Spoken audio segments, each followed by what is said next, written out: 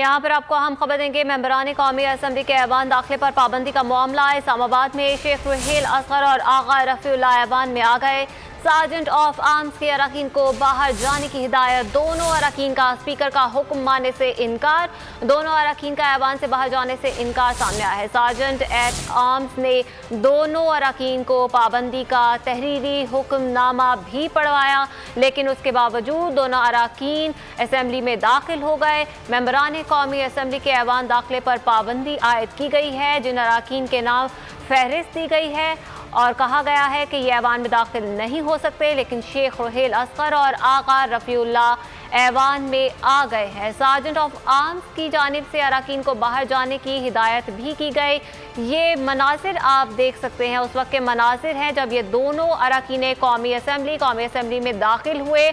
और sergeant of arms की जानिब से उन्हें कहा भी गया, तहरीर हुक्मनामा भी पढ़वाया गया, लेकिन खुल्लम खुला खिलाफ वर्जी की गई और स्पीकर कौमी असम्बली की जो हिदायत थी, जो हुक्म था, उसको मानने से इनकार किया गया और दोनों अरकान